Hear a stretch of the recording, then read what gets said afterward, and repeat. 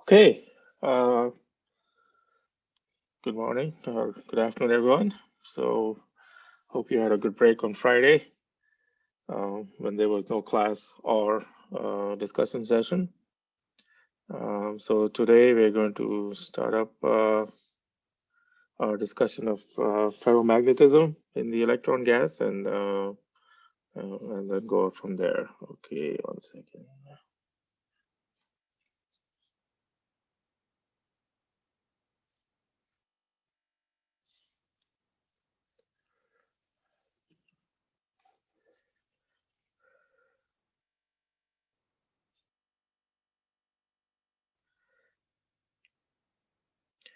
All right, so we're dealing with the a lattice model here rather than the electron gas in the continuum, which was the gellium. So we just take any particular lattice you want, which has some dispersion EK. And furthermore, you approximate the interaction by completely an on-site interaction. Because as we'll see later, the long-range part of the interaction is screened anyway in the metallic state. And so if you just have completely on-site interaction, that's traditionally called U. And this model is the Hubbard model. So on any given site, you can only have particles with opposite spin. So the repulsion is only present when both particles are present, which is up, and that's why there's interaction only between up and down. Another important thing to keep in mind is that this particular term doesn't have the full spin rotation symmetry. It seems to be breaking it because it's somehow saying Ni up and Ni down, where up and down are spin components along the z-axis. But you could equally well write it as Ni left times Ni right, or any other direction you choose. And after using the fermion anti-commutation relation, you can show that all of those forms are completely equivalent to each other. Anyway, so then we're going to implement a Hartree-Fock algorithm to find the best possible state as a function for different values of U. Anyway, before I embark on that, any questions? Also, I should remind you that the homework is due today. First homework number 1 and homework number 2 will be on the website today if it isn't there already. That's going to be due Friday next week, so that's a fair amount of time, but depending on how the lectures go, I may give the third problem set before that one is due, so let's see how it goes. But so if you can get it done earlier, please do. Okay. Any questions, comments? All right, so we're just going to apply the standard rule here in this factorization. And the rule is you just replace this 4 fermion term as the product of an expectation value of a 2 fermion term and the operators on the remaining 2 fermions. Now, here in these two terms, I have factorized. In one case, you replace Ni up with this expectation value. That's over here. And on the other term, you replace Ni down with the expectation value. That's over here. There's a third possible factorization you can imagine, which is, as we discussed last time, that's the factorization where you factorize C dagger up with C down, this object. But we just assume that's 0 because we're going to polarize our magnet along the z-axis. We're going to assume the ferromagnetism along the z-axis. You could equally assume it's on the x-axis and then work with this expectation value. You'll just get the same results. Okay. So then, as written here, it's useful to group the terms in the following way. You have bare dispersion epsilon k, which was the same for both up and down spin.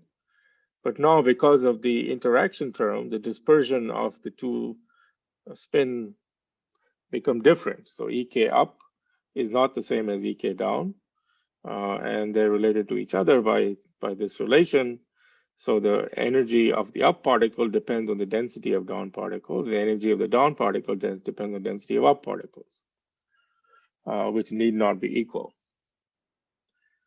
So then what you want to do to determine the energy of this Hartree-Fock Hamiltonian, now which is not the same, well, yeah, energy of the original Hamiltonian, H, it's the energy of the Hartree-Fock Hamiltonian, where you just you fill up all the negative energy states. That would be the ground state, both up and down.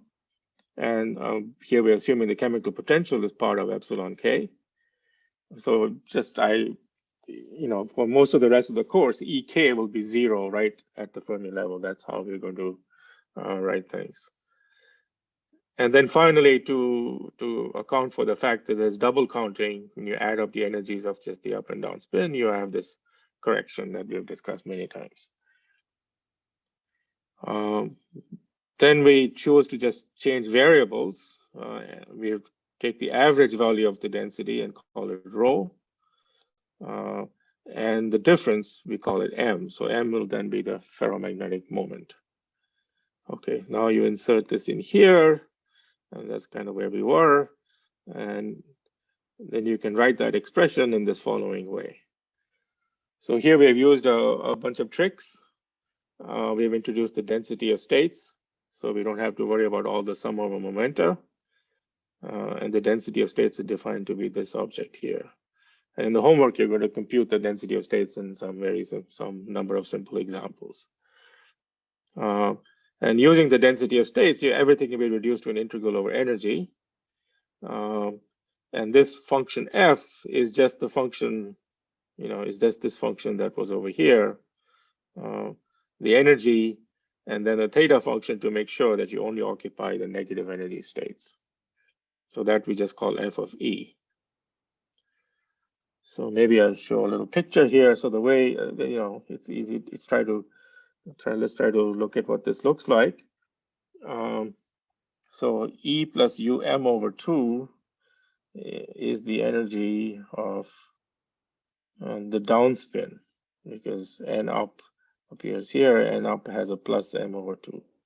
The rho part is a constant, and the rho we just absorb into EK, so we don't worry about the rho anymore. Sorry, I should have said that. So then let's draw this in terms of a picture. So you have E plus, so yeah, this is maybe one way to draw it. So this is, say, some dispersion K, and what we do is we so this is the dispersion, and if you didn't have ferromagnetism, you'd fill it up to some level. This would be the energy E, which typically we're going to call 0. Okay. And now if you want to write both up and down spin, so the trick we often use is take one side and call it up, and we call the other one down. Okay, so in the paramagnetic state, there's equal numbers of up and down spin particles.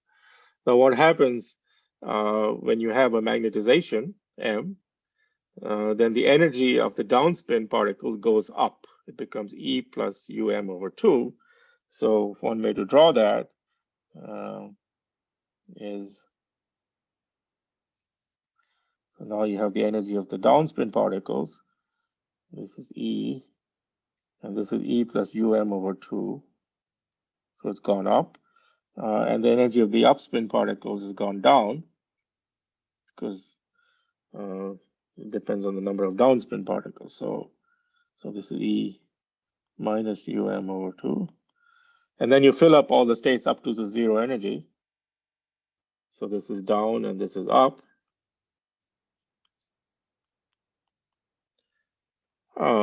And so the fact that you're filling up the states to 0 energy, that's exactly what this function f tells you. F tells you that you just only count the states because of this theta function energy E here. Okay, so you just fill it up to this point, and now you see that there's more upspin than downspins. Now this is going to cost you some energy because you have to put particles at higher kinetic energy, the number of upspin particles. What's happened. This is just a different way of plotting it. So what's happened is some of the downspin particles have gone from here to there, from here to there. So you paid some kinetic energy to put them over there. And this is just a different way of plotting it. I have now put the Fermi energy, which is not at zero. I've just moved the parabola themselves to make the Fermi energy at zero. And so you paid some energy cost to have more upspin particles and downspin particle kinetic energy, but you gain some energy from the interaction. And the question is, which one wins? Well, it's going to depend on the strength of the interaction. Now you can generalize to finite temperature. To get the energy, you just replace the theta function by the Fermi function as at finite temperature. And it's sometimes useful to work at finite temperature, even though you're interested in the zero temperature limit, because these theta functions are kind of awkward to deal with. You don't want discontinuous functions sitting in your expressions. So we just assume that f of e is some smooth function and temperature has kind of smoothed it out. Okay. All right, so now if you assume this is a smooth function, then we can just expand in powers of m, expand everything in powers of m.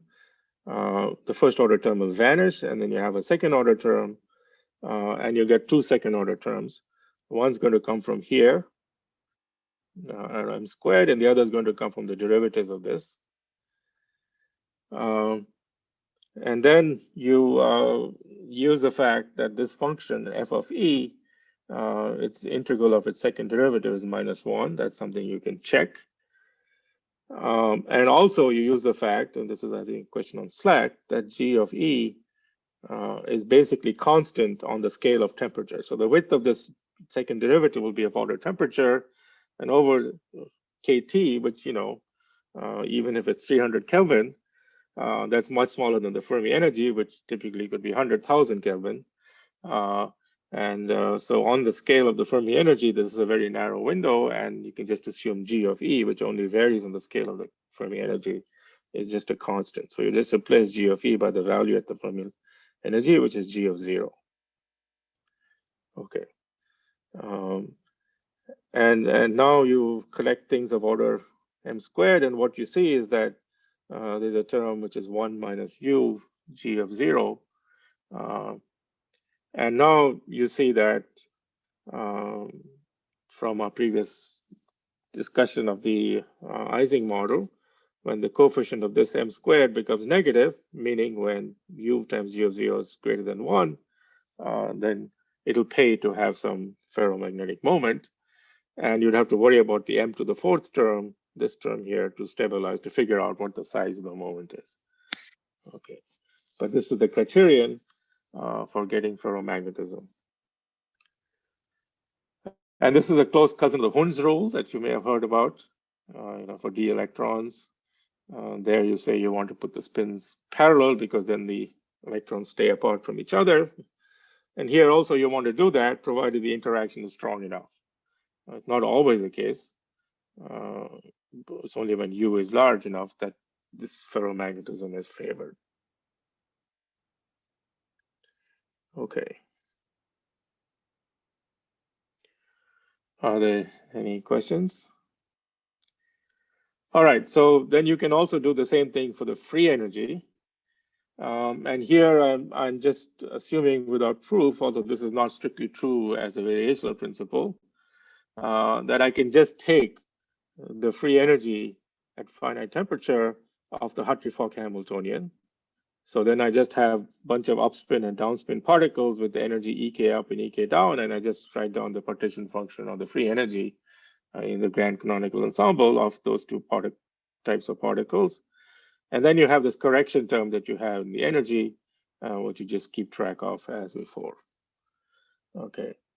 So this can also be done at finite temperature, and where you have to minimize the free energy. Okay. If you want the true variational principle, it's a bit more complicated, and it's discussed in one of the notes that I put on the website. Okay, so now you put all this together, and you can expand it just as before, and now you see that what appears here is some complicated function of temperature, which becomes essentially a delta function as temperature goes to 0. Okay. Yeah, sorry, I guess I've already said this in Word. So if you look at this function here, then it's very sharp and has width of order temperature. That's what this function is. And it also has the property that its integral is 1. So as long as the temperature is much smaller than the Fermi energy, you can just replace g of E as by its value at E equals 0, because this is such a sharp function. And then you get the original expression that I had before. Okay, it's also, you can try to figure out what the coefficient C is. That's a bit of a mess. You have to work it through from the expanding this term over here. All right, so once you include this term, the m to the 4th term, then you get the same behavior as in the Ising model, where you have a parabola with the minimum at m equals 0 when u is weak, and when u is small, you get a minimum at a non-zero value, and that's the Stoner criterion for ferromagnetism. And as I discussed at the end of last lecture, you can very easily get this criterion by just thinking about the energy lost and gained when you take a few electrons from spin down and put them spin up. Then there's a kinetic energy cost, which is the density of states. So the total number of electrons you're moving is g of 0 times delta E. And each electron has gained an energy delta E, so that's the energy cost. And then if you look at the n up and down term and you ask what's the energy gain by having more up than down, and that turns out to be the number of electrons squared times u with a minus sign. And that's the Stoner criterion and when these balance each other, that's the critical point. And when this one is larger, then you get ferromagnetism. All right. Now there's a lot more to say about this. What happens at finite temperature? What's the nature of the phase transition? What are the excitations? This system has a very interesting set of excitations called spin waves, which are basically, you have the ferromagnetism pointing in some direction, and now it can oscillate in its direction, and that's a spin wave. There's also the usual excitations of an electron gas, even if it wasn't ferromagnetic, any metal, which we haven't studied yet in any detail other than the quasi-particles. The quasi-particles here, we've already seen what their energy are. It's just the same as the quasi-particles of the free electron gas, except the upspin and downspin quasi-particles have slightly different energy. That's all with this, sorry, here, because of this correction. So they're just a constant shift. Other than that, the quasi-particle excitations are pretty much the same as in the free electron gas. Okay, so all of these issues on excitations and their structure and the nature of the spin waves and why the spin waves cost very little energy, these are questions we'll get to later in this course in a few weeks. We have to develop a bit more formalism to efficiently address and compute the effect of those excitations.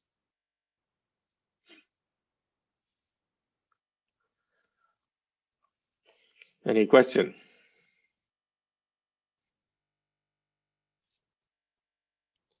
All right, great. So then we'll just move on to the next chapter then.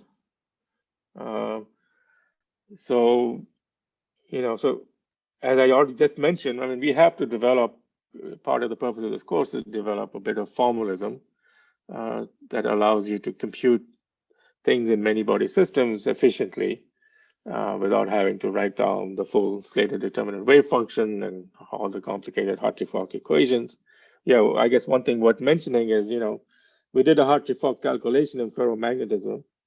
And what I had said earlier was that the variational parameter in a Hartree-Fock calculation is just the wave function of every occupied state. That sounds like an huge number of variational parameters, but often almost always, you can reduce it to a much smaller number. So in the electron gas, we found that there was 0 variational parameters because the only choice was a plane wave. And in the ferromagnetism, there was only one variational parameter, and that was the magnetic moment. Yeah, okay.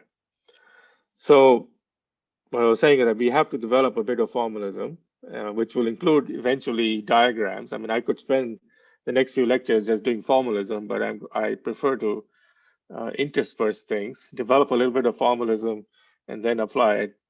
And then, as we need it, get more formalism, eventually get all of the full power of Feynman diagrams, and then use it for further statements. So that's what we're going to do here. I'm going to start now with some formalism.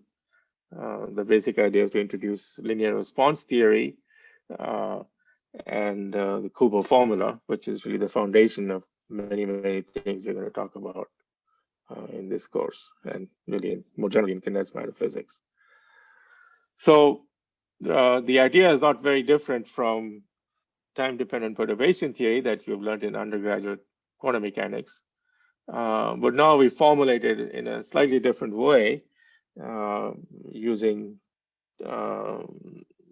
time evolution operators and so on, which then allows one to eventually get formally results to all orders. I mean, when you learn it in undergraduate quantum mechanics, you go to first order, maybe second order, and then you stop. Here, there's a more efficient way of doing all of that that at least formally can be generalized to any order. So let's just review a few basic things. So here, psi is our general many-body wave function. H is our many-body Hamiltonian, and that's the famous Schrödinger equation. And formally, you can integrate this in an operator form, just as the time evolution operator for this time-independent operator Hamiltonian H. And then in this time-dependent wave function, psi of t, you can compute the expectation value of any observable, which are represented by some general operator A, which will have no explicit time dependence. All the time dependence is in the wave function. So this is called the Schrödinger picture of quantum mechanics. The other picture is the Heisenberg picture, where the wave function is taken to be time independent, say your initial state psi of 0, but your operators of any observable are taken to be time dependent, and their time evolution is given by this combination. And why did we choose this? Well, we chose this so that the physical observables, which are the expectation value of this operator A in the wave function psi of t, this is the Schrödinger picture representation of the observable, but you can now see that if I write A of t this way, then this expression is formally equivalent to this, because when I write this in here, this e to the minus iht on the right acts on the side to give me psi of t, and this e to the iht acts on this side to also give me this psi of t. So these are formally equivalent ways of saying things. Now, the actual picture we're going to use is neither. It's sometimes called the interaction picture. And the one way to introduce it is the following, which is how we're going to use it for deriving the Kubo formula. So you have some Hamiltonian, and let's imagine that there's the piece that and this is the electron gas, say.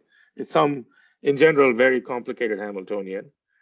And then you apply some external perturbation. You have a laser beam or some electric fields or something which is viewed as some external perturbation that has a fixed time dependence coming from the frequency of the laser or anything else.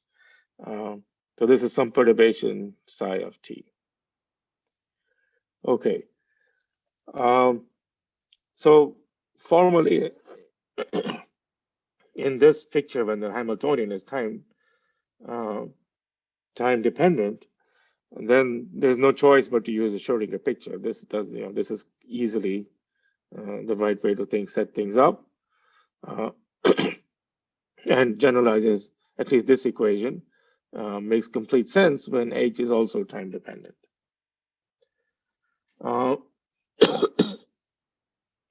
But it turns out pretty useful to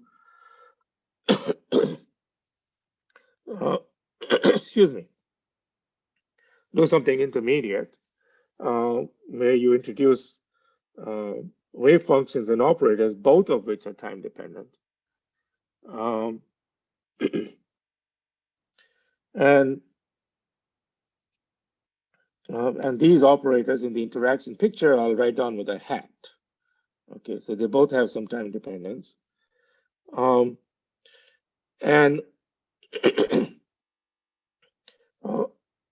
the psi hat of t, I'm going to define as the full solution of the Schrodinger equation psi of t times where I take away the time dependence that's coming from h naught. So notice that if v of t was not present, then my psi of t will be e to the minus I h naught t over h bar. Sorry, h bar has gone to 1 now. And then if I plug this, then there is no time dependence in the wave function. So the only time dependence in psi hat of t will be due to the external perturbation.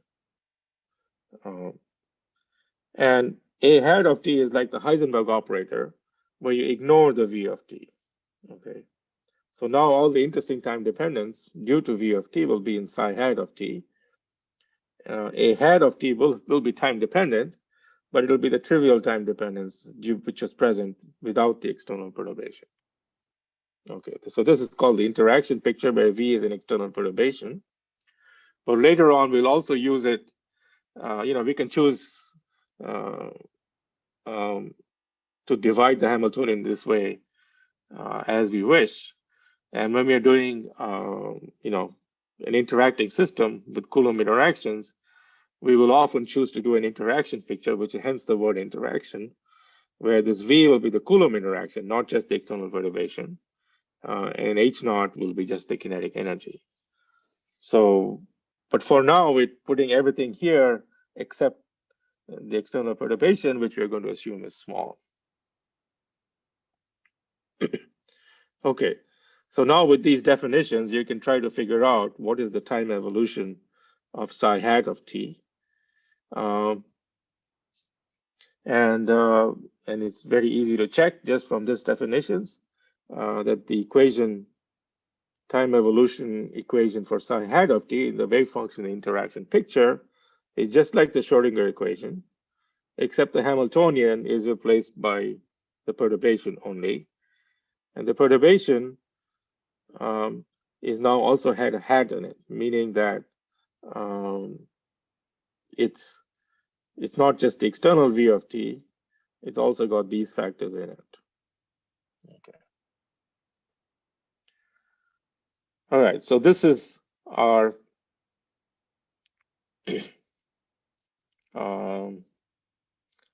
equation that we'd like to solve. Now, what is the solution? Well, the solution is, wait a minute.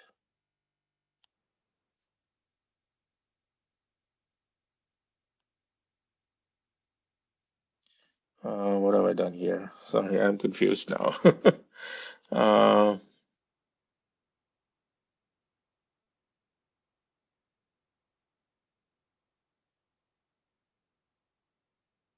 Okay, so this is a formal solution, sorry. So we want to solve this equation. So we just formally write it this way. We'll say psi hat of t is some operator, and this is called the time evolution operator, which takes psi hat from time t naught to time t. Okay, so that's what the time evolution operator is going to be. Now, for the case where v of t is time independent, well, this turns out to be very simple. You can just work it out from the definition. This is what, and this should be okay. This is clearly, I have to fix this equation. Sorry, I'll fix it eventually. I think what goes here is psi of t naught. And this is only for v of t time independent.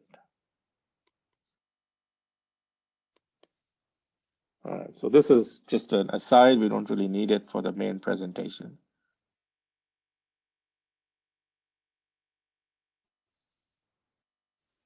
Okay. All right, so if we want to solve this equation in general, and let's suppose you solve it, and then we're just going to represent psi hat of t, the solution, in terms of this operator, which is some operator that acts on the original wave function, moves forward from time t naught to t. Okay, so you can now plug this in here, and then obtain an equation for this operator u hat of t naught. So the reason for doing this is we don't want to keep track of this initial wave function. Who knows what that is? We want a very general solution. So the general solution will be a solution of this operator equation, where I d by dt of u hat is v hat of t times u hat of t t naught, with the condition that this operator is just the unit operator when t equals t naught. So it's a first order differential equation for some operator with an initial condition. So, formally it's just a ordinary, very simple differential equation. The only thing is that it absorbs, it involves operators that don't commute with each other at different time. In particular, v hat of t at any given time won't commute with itself at some other time, even though it's the same operator. Because of these h naughts and everything else that you have stuck into the hatted operators, it's going to not commute with itself. All right, so it turns out that these two equations have a at least formally, can have a very general solution that you can write down. And it involves, provided you introduce something a little more, you can think of as a meta operator. It's an operator acting on other operators, which is called the time ordering operator. Okay, so I guess the best way to explain this is to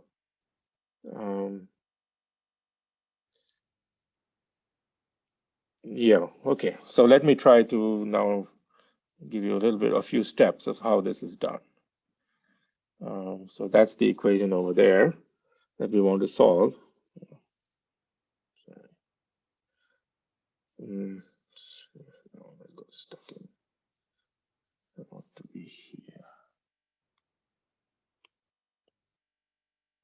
Okay, so this is the equation we want to solve. This equation here. So one way to solve it is by the iterative method. Okay, so the right-hand side is first. Imagine v is small. So the right-hand side is first order in v. So if you're interested in the answer to first order in v, then I can replace u to 0th order in v, because then the left-hand side would become first order in v. So, and then you keep iterating, okay? So you can write just by integrating that equation that u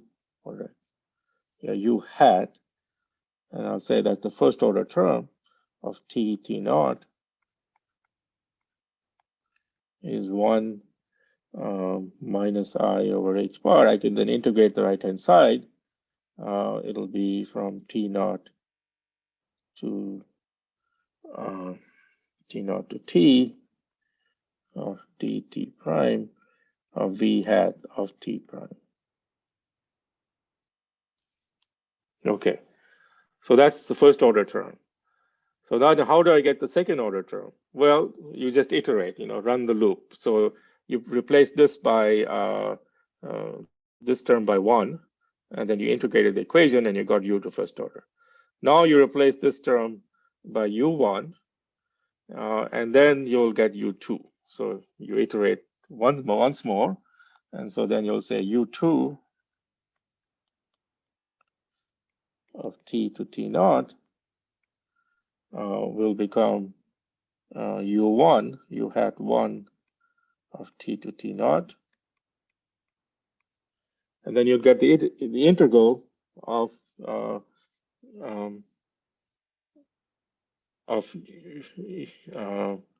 sorry. So you're going to put this over there, and you're going to multiply it by v. And then what you're going to see then is that, that you're going to get this term, but you're also going to get a term where this v hits this v. And so that will be the second order term. So you'll get plus minus I over h bar squared. And then you're going to get 2 time integrals. And dt prime, dt double prime. And then you're going to get here, let's see, v hat of t prime, and you're going to get v hat of t double prime. And the key here is what the limits on these integrals are. Okay, so let's get this right. So this v hat is going to come on the left. So, well, okay, so we imagine we're moving forward in time. So t prime will go from t naught to t double prime, and the double prime will go from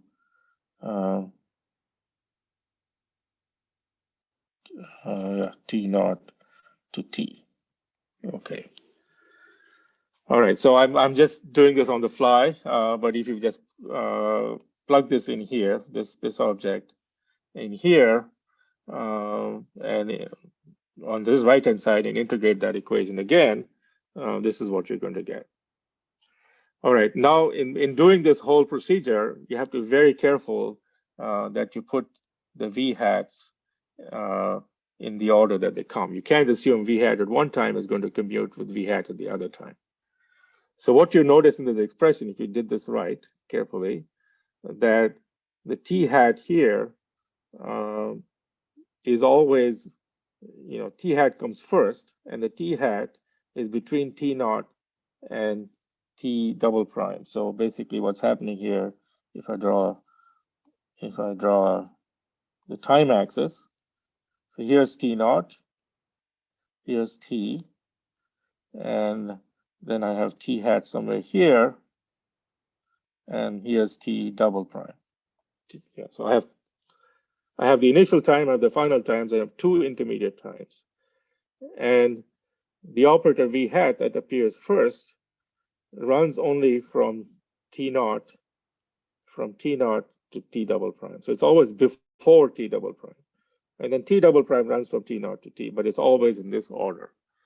So what you see here is that what appears on the right-hand side is the earlier operator appears first. So this is earlier and this is later.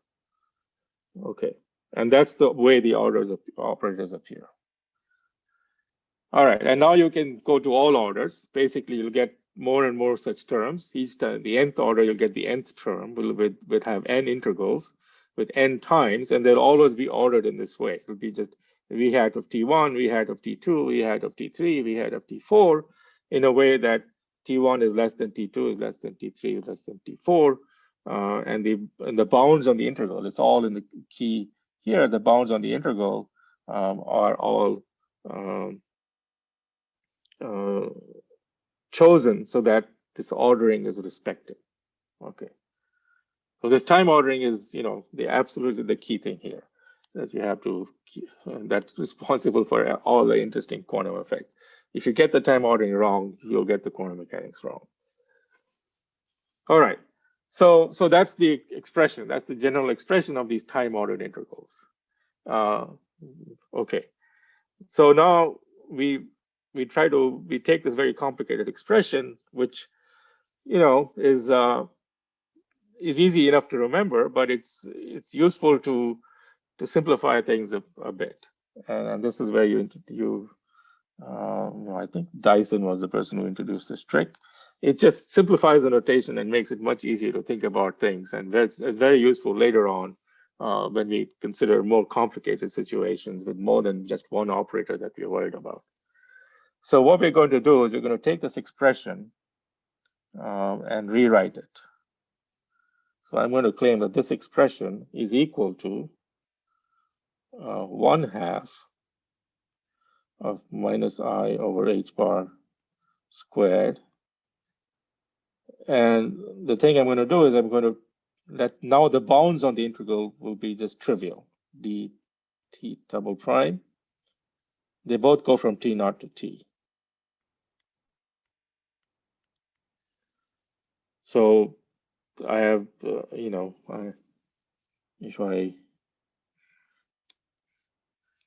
I draw t naught, t prime here and t double prime here, this time here is t naught, and this is t, and that's also t. So in this first term here, I am integrating so that t prime is always less than t double prime. So if I draw a little triangle here, so when I'm doing this integral, I'm integrating over t prime is less than t double prime. So yeah, so that I was integrating this region. Okay, so or let me make another color. So this integral here is only integrating this region. Whereas this integral here is integrating the full triangle, the full square, sorry. So this thing is integrating, everything. Okay, so I have double counted, and then hence the factor of 1/2 out front. That's why there's the 1/2 here. Okay, and now I want to make sure for this to make sense that the integrand is the same over here and here. And that's where the time ordering symbol comes in. So now I put this time ordering symbol, this meta operator, and I say that this is time ordering of v hat of t double prime, v hat of t prime. And how is that defined? So in general, if I have this meta operator t of a of t1, b of t2, where a and t are any operators, I'm going to define that to equal a of t1, b of t2, when t2 is less than t1. And the other way, it'll be b of t2, a of t1, when t1 is less than t2. Okay, and this is for the case where the a and b are bosonic operators. Like anything that appears in the Hamiltonian is always bosonic. But later on, we'll also apply this to single fermionic operators, and then there's going to be a sign, that extra sign that we don't worry about right now. And now what you notice is that as long as you have this time ordering symbol, then because t prime and t double prime are just dummy indices, you can just you'll get the same integrand over here and here, because always it'll be the case that whatever v appears on the front is the earlier time. So earlier operators always appear on the right. Okay. All right, so that's another way to write it down. And now the key thing you notice is that you can do this to any order. So if you go to third order, then you're going to have a cube. And when you pick one particular time ordering, that's going to be 1/2, 3 factorial, which is 1/6 of the cube. So it's going to be some kind of prism. And if you take all 6 prisms, you're going to get the full cube with a factor of 1/3 factorial, which is the different ways you can order the times. And so on. So in fact, I can now write down with very little trouble the general expression, the exact full formal expression for the full U hat. So U hat of T naught is equal to sum on n is equal to 0 to infinity minus I over h bar to the power n, 1 over n factorial times the time ordering symbol, or there have to be sort of integrals. So product from I equals 1 through n dti from t0 to t. They all have the same bounds. The time ordering symbol of v hat, and it doesn't matter which order you write them in here, let's say tn dot dot into t1, and there's your answer. That's the exact answer for the time evolution operator to all orders in v. The only thing, and now this time ordering symbol, it's a meta operator that acts on all operators in that expression. And it doesn't care, once you're inside the time ordering symbol, which way you order the operators doesn't matter, because the times will tell you which way you have to order it. So you can even pull the time ordering symbol out front. And once you do that, then you see this is just the exponential. So this thing is the time ordering symbol of exponential of minus I over h bar. Now you only have one integral, t0 to t of dt1 v hat of t1. So that's the magic. If v wasn't time independent, was time dependent, then you know the time evolution operator is just the exponential of v. And the answer for a time dependent v is you take the integral of v in this interaction picture, and you put a time ordering symbol out front. All right. So that's a very general and important expression that we're going to use a lot when we try to derive Feynman diagrams. But for now, we're just going to actually only use the first order term. Okay, so that's the. All right, so any questions on that? I mean, that's a very neat trick. It can simplify many things that you've already learned in quantum mechanics. Just by using this, thinking about, and also the interesting thing is that the whole structure is much easier in time-dependent perturbation theory than in time-independent perturbation theory. When you learn quantum mechanics, you first learn time-independent perturbation theory, and then you see time-dependent and it looks kind of messy.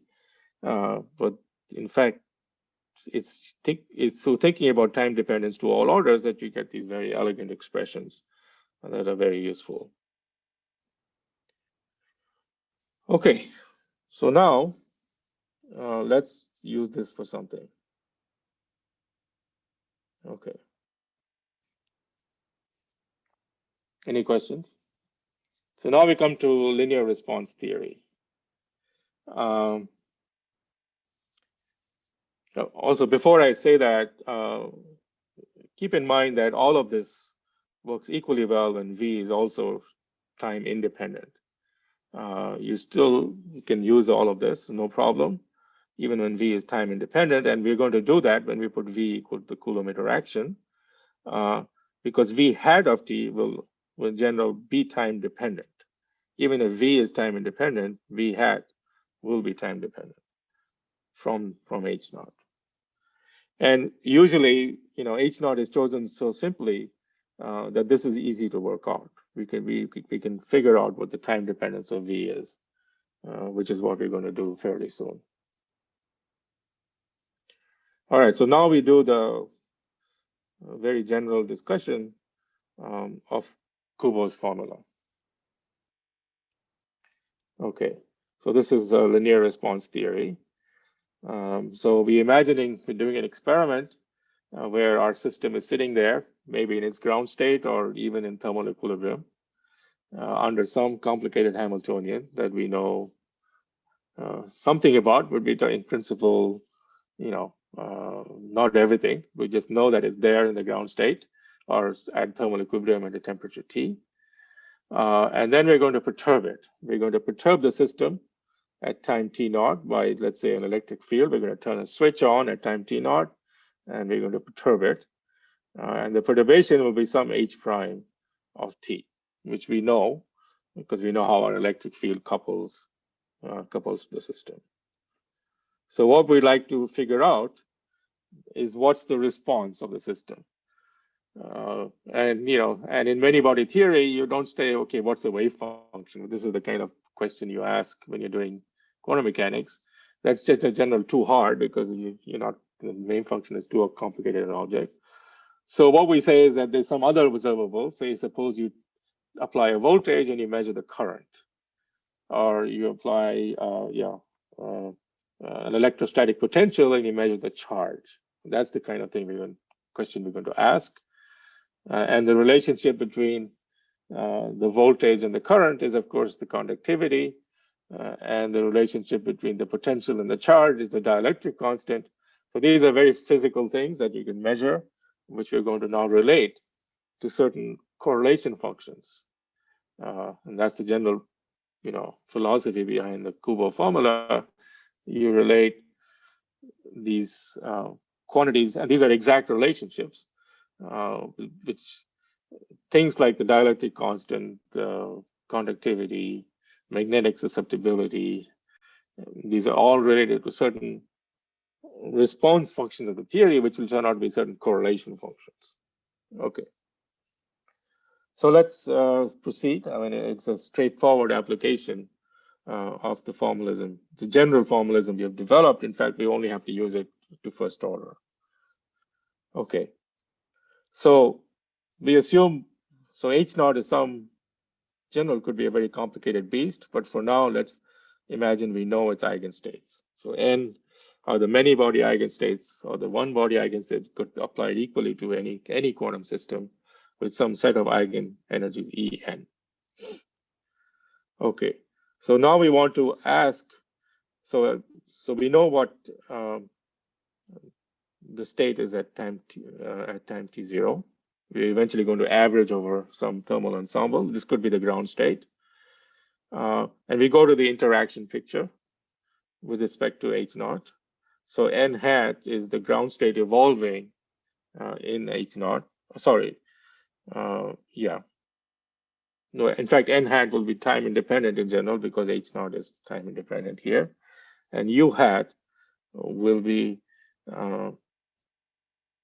the operator we just wrote down.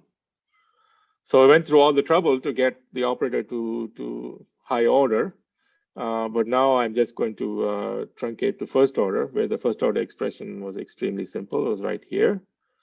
And so I just write that down. It's just the time integral from T naught when you turn on H prime, and you put a hat because it's an interaction representation, and that's my wave function. And in fact, I can drop the hat on T naught because my H naught was time independent. So there is no, if I remember right, yeah, okay.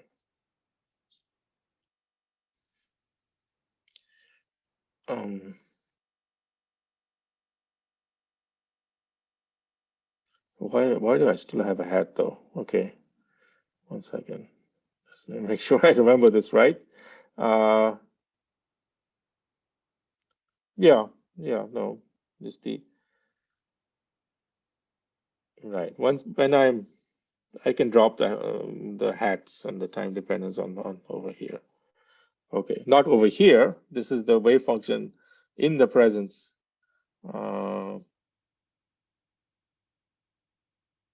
Yeah, sorry. You can drop it over here, but not here. This is the full wave function, the interaction representation that moves forward due to the time evolution operator, and the time evolution operator is here. Okay. So then now we have some other observable that we want to figure out, whose average value we want to determine. So in the interaction representation, I take all three objects in the interaction representation, and I evaluate this expectation value. Okay, so I'm going to put this expression for n hat, which is here. I'm going to put it here and here. And since I'm only working to first order in H prime, see here the general assumption of linear response theory is that the external perturbation is weak. It's just the voltage you're applying is a very small correction relative to the electric fields that the electrons impose on each other. And so H prime is small. That's not an unreasonable assumption for almost anything you do in the lab, unless if you have a high-powered laser and you're doing some high-intensity work, then you have to go beyond linear response. But for most purposes, this is good enough. Okay, so if you work into H prime and you now just insert this expression, what you'll see is you're going to get one H prime on the left-hand side that's coming from here, one H prime on the right-hand side that's coming from here, and this n hat is the initial wave function at time t0, which is which doesn't really need a hat because it's the same in the interaction, and the Schrodinger representation because H prime was 0 for t less than t0. Okay. All right, so that's the expression there. And what you see is the commutator of H prime and the observable in this interaction representation, where the interaction is viewed to be the external perturbation. Okay. And now you average over all possible initial states. The n hat I told you doesn't care about, it doesn't really need a hat. You average over all initial states. So that's what this average means. It's just the average under this ensemble at a finite temperature. So what the main result you get, and this is the Kubo formula, is that the time dependence of some operator is the time integral from t naught when you turn on the perturbation to time t of the commutator of that operator with the Hamiltonian, which is the external perturbation. And both are evaluated in the interaction representation with respect to the Hamiltonian of the system itself. Okay. And the slightly confusing thing here is, when you're thinking about the system without the external perturbation, the interaction representation then is just the Heisenberg representation of the operators there, because there is no external perturbation as far as the system is concerned. But here we're considering the combined Hamiltonian, both the system and the external perturbation, in which case this is the interaction representation of the combined Hamiltonian. Okay, so I think I'll stop there. So that's the one way of stating the famous Kubo formula. Simple enough to write down and only took one page of derivation. But the curious thing is that it wasn't written down till the 60s or something. And it enormously simplified thinking about especially dissipative properties of and response functions of systems in many body systems. A lot of the work previous to the Kubo formula is now kind of unreadable because it's done using very complicated sorts of formalism and many general theorems like Onsager reciprocity and fluctuation dissipation theorems are trivial consequences of the Kubo formula. Okay, questions?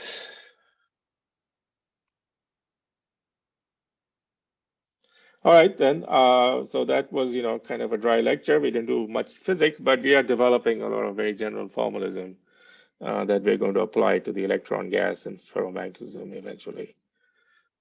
Probably some of it in the next lecture. Okay, so thank you very much.